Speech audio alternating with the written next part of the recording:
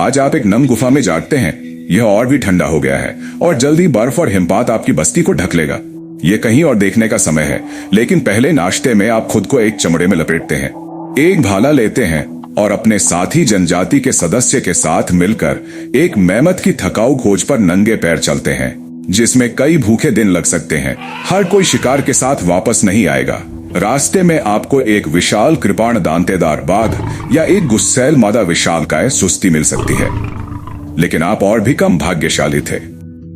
जिस उग्र पर्वत के तल पर आपका शिविर स्थित था, वह अचानक जाग उठा और एक पूरी जनजाति को नष्ट कर दिया। महिलाएं और बच्चे लावा में मर गए और पुरुष शिकारी ज्वालामुखी की राख में दम तोड़ गए। ऐसी परिस्थितियों में जिन्हें वैज्ञानिक आदर्श मानव मानते हैं, उन्हें अपने अस्तित्व की शुरुआत में जीवित रहना पड़ा। शायद हम विकास के नए चरणों तक पहुंच सकते हैं यदि लोग अधिक अनुकूल परिस्थितियों में और बहुत पहले, उदाहरण के लिए सौर मंडल के साथ दिखाई देते हैं। और हालांकि दुनिया उस समय एक गर्म अराजकता की तरह दिखती थी, मानव जाति के जन्म के समय पृथ्वी की तुलना में परिस्थितियां बेहतर थीं। इसलिए यदि हम अरबों वर्ष पहले प्रकट हुए होते तो क्या हम बच पाते? शुरू में हमारा सौर मंडल गैस और कणों की एक प्रोटोप्लेनेटरी डिस्क जैसा दिखता था, जिसके केंद्र में एक तारा था। डिस्क का आंतरिक भाग गर्म था और इसमें मुख्य रूप से पत्थरों और धातुओं के कण थे। बाहरी ठंडे भाग में अधिक गैसें और पानी की बर्फ थी। सौर मंडल के प्रकट होने के ठीक 3 मिलियन वर्ष बाद पहला ग्रह बृहस्पति बना। इसने बाहरी प्रोटोप्लेनेटरी डिस्क का अधिकांश भाग निगल लिया। इसलिए शनि जो बाद में बना, उसमें कम पदार्थ जमा हुआ। यूरेनस और नेपच्यून अब हाइड्रोजन और हीलियम से नहीं बने थे, बल्कि पानी की बर्फ और अमोनिया के अवशेषों से बने थे। बुध, शुक्र, पृथ्वी और मंगल सूर्य के करीब दिखाई दिए, जहां बर्फ वाष्पित हो गई और गैसें निकल गईं। इसलिए ये ग्रह तत्वों से बने थे और इनका द्रव्यमान इतना अधिक नहीं बढ़ा। ग्रह निर्माण की प्रक्रिया में लगभग 100 मिलियन वर्ष लगे और 4-6 बिलियन वर्ष पहले ही समाप्त हुआ था। लेकिन उस समय सौरमंडल हमारे पहले के सौरमंडल से बिल्कुल अलग था। सभी ग्रह सूर्य और एक दूसरे के बहुत करीब थे। गैसीय दानवों ने अपने शक्तिशाली गुरुत्वाकर्षण के कारण उल्का वर्षा की और नेपच्यून और यूरेनस को तारे से दूर धकेल दिया। लेकिन उस समय हमारी पृथ्वी के साथ क्या हो रहा था? अगर मानवता पृथ्वी पर इसके निर्माण के तुरंत बाद प्रकट हुई होती, तो ये केवल कुछ सेकंड के लिए ही अस्तित्व में रहती। हमारा ग्रह लाल गर्म चट्टान का एक टुकड़ा था जो धीरे धीरे ठंडा हो रहा था और 4.2 बिलियन वर्ष पहले एक विशाल टक्कर हुई थी। मंगल के आकार की एक वस्तु ग्रह से टकराई और उसका एक हिस्सा टूट गया। टक्कर के मलबे से चंद्रमा का निर्माण हुआ, लेकिन प्रभाव के कारण पृथ्वी से कुछ सामग्री वाष्पित हो गई और बड़ी मात्रा में कार्बन डाइऑक्साइड वायुमंडल में चली गई। इस वजह से ग्रह पर तापमान लंबे समय तक 230 डिग्री सेल्सियस के आसपास रहा। साथ ही ऐसी परिस्थितियों में दबाव 27 वायुमंडल तक बढ़ गया। जीवन का अस्तित्व निश्चित रूप से असंभव है। 300 मिलियन वर्षों तक आगे की घटनाएं और भी तेजी से विकसित हुई। हमारी पृथ्वी गैस दिग्गजों के गुरुत्वाकर्षण के प्रभाव में तथाकथित देर से भारी बमबारी के अधीन थी। उस अवधि के दौरान सैकड़ों हजारों क्षुद्र ग्रह सौर मंडल के आंतरिक ग्रहों की ओर बढ़ रहे थे।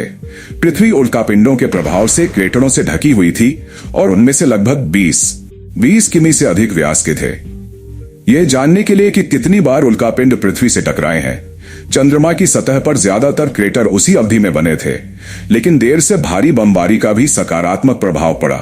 वैज्ञानिकों का मानना है कि इसी वजह से समय के साथ हमारे ग्रह पर पानी दिखाई दिया। पृथ्वी 3.8 बिलियन साल पहले ठंडी होने लगी। ग्रह पर तापमान 100 डिग्री से नीचे चला गया, क्योंकि वायुमंडल में मौजूद जल वाष्प तरल पानी में बदल सकता था और महासागर का निर्माण कर सकता था। 3-6 बिलियन साल पहले पहली बार जीवन रूपों की उत्पत्ति यहां हुई, लेकिन ग्रह पर स्थितियां अभी भी मनुष्यों के लिए अनुपयुक्त थीं। वायुमंडल में मीथेन और नाइट्रोजन शामिल थे और केवल एनारोबिक साइनोबैक्टीरिया ही इसमें जीवित रह सकते थे। वे प्रकाश संश्लेषण के माध्यम से ऊर्जा प्राप्त करते थे, सूर्य के प्रकाश को संसाधित करते थे और वायुमंडल में ऑक्सीजन छोड़ते थे। बहुत जल्द ही ग्रह पर हवा सांस लेने योग्य हो जाती। अगर सौर हवा ना होती, हमारे तारे द्वारा उत्सर्जित आवेशित कणों ने वायुमंडल को नष्ट कर दिया जैसे ही बनना शुरू हुआ। ऐसा इसलिए क्योंकि हमारी पृथ्वी में उस समय पर्याप्त शक्तिशाली चुंबकीय क्षेत्र नहीं था। यह 3-1-2 बिलियन साल पहले बना था और तब से पृथ्वी का वायुमंडल ऑक्सीजन से संतृप्त हो गया है। ऐसा लगता है कि यह ग्रह पर मनुष्य के प्रकट होने का आदर्श समय है, लेकिन समस्या यह है कि उस समय यहाँ केवल सरलतम जीवन रूप विकसित हुए बैक्टीरिया और सूक्ष्म शैवाल। बिना खाद्य पौधों और जानवरों के शिकार करने वाले लोग बस भूख से मर जाते थे। ये पता चलता है कि मानवता वास्तव में पृथ्वी पर सही समय पर प्रकट हुई थी। तापमान और वातावरण में ऑक्सीजन की मात्रा उपयुक्त थी और भोजन भी पर्याप्त था, जबकि डायनासोर जैसे विशालकाय शिकारी पहले ही विलुप्त हो चुके थे। लेकिन पृथ्वी पर हमारी प्रजाति के लिए कोई खतरा नहीं था। लोग पहले नहीं आ सकते थे। लेकिन क्या होता अगर हमें अन्य ग्रहों पर बेहतर किस्मत मिलती? 4 और 2 अरब साल पहले आंतरिक सौर मंडल के ग्रह जीवन के लिए बहुत गर्म थे। तब यूरेनस और नेपच्यून तारे के बहुत करीब थे, जिसका मतलब है कि उनके लिए परिस्थितियां ज्यादा अनुकूल हो सकती हैं। उदाहरण के लिए यूरेनस पर एक दिन 17 घंटे तक चलता है, लेकिन सिर्फ तभी जब आप ग्रह की अंदरूनी परतों पर हों। यूरेनस का बाहरी वातावरण अक्ष के चारों ओर 3 घंटे तेजी से घूमता है।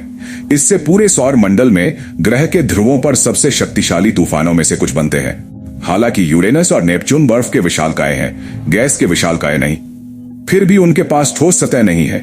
लेकिन यह मानते हुए भी कि लोग ऐसी परिस्थितियों के अनुकूल हो सकते हैं, यूरेनस पर जीवन असंभव होगा।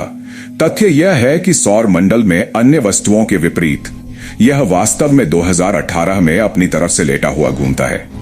यूके में डरहम विश्वविद्यालय के एक शोधकर्ता जैकब करास ने यूरेनस के बड़े आकार की वस्तुओं के साथ संभावित टकराव का एक कंप्यूटर सिमुलेशन चलाया। उन्होंने पाया कि 4 अरब साल पहले पृथ्वी के आकार से दोगुनी बड़ी एक वस्तु दुर्घटनाग्रस्त हुई थी।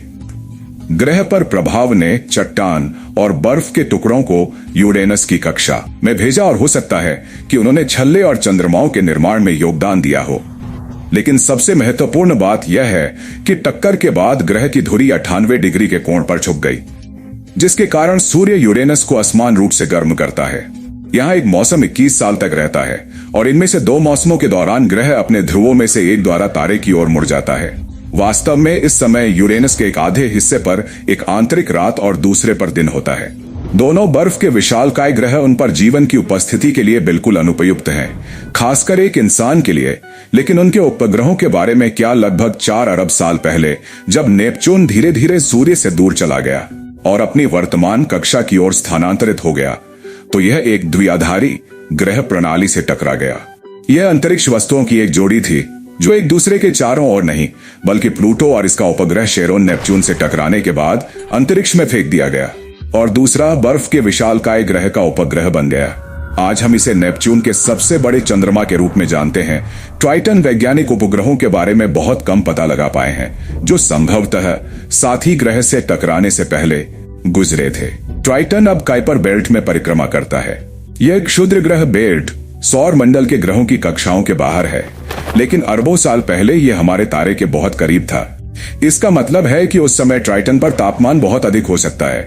आज चंद्रमा की पपड़ी 55% नाइट्रोजन बर्फ है, लगभग 35% पानी बर्फ, 10% जमे हुए कार्बन डाइऑक्साइड। और हालांकि वैज्ञानिकों ने ट्राइटन की सतह के आधे से भी कम हिस्से का पता लगाया है, वे सुझाव देते हैं कि बर्फ की परत के नीचे तरल पानी वाला एक महासागर है।